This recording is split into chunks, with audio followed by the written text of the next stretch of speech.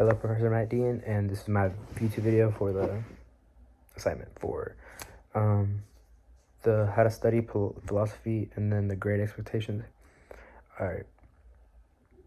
So one of the most important tips I think that I got, it was not highlight everything that is shown, because what was his name?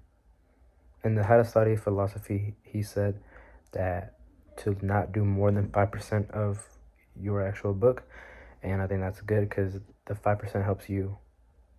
If you highlight everything, you're not gonna understand. You're not gonna know what to understand, and you're not gonna be able. There's gonna be so much color and everything. You're not gonna know what you actually meant to highlight and like what they mean. So I think that's one of the important ones. Another one was annotate after each paragraph. I think that's a really good idea. I do that in reading too when I read books or anything, so I have an idea of what the author meant and what the author's message is trying to convey and everything.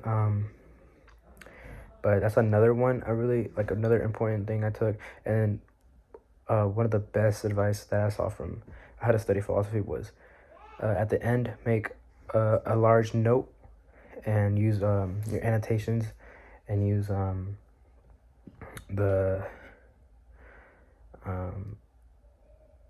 highlighting to essentially make a big like cheat sheet about whatever you read in philosophy. And honestly, I think it wasn't a useful tip or anything. However, something I took away from reading How to Study Philosophy was that reading philosophy is like lifting weights for your brain, because you're trying to make your brain understand something, and you're making your brain work hard for it because you're actually thinking about what you're reading and everything.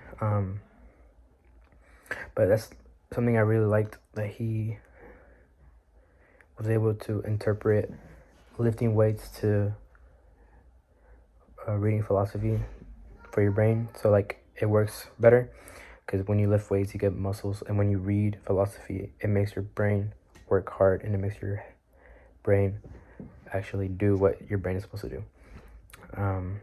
But the main thrust of the Great Expectations that I read, I think AI usage for professors and educators and teachers and everything should be specifically prohibited, because they have gone to school.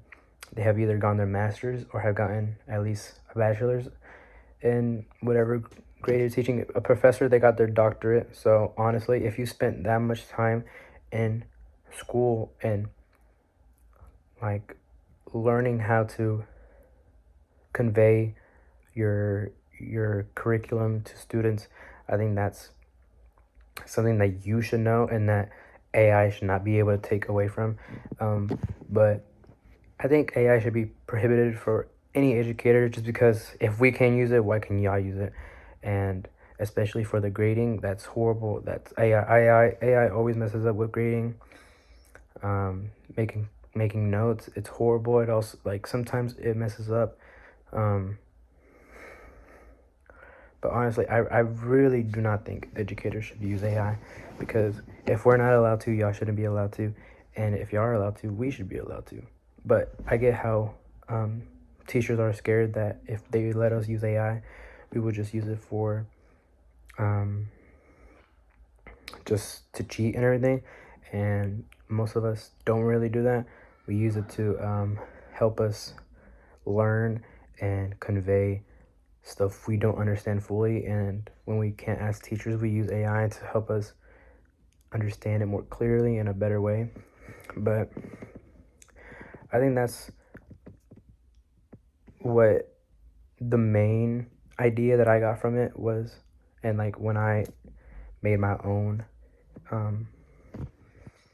opinion on the actual prompt, I think the AI should be prohibited for every and all teachers. But thank you.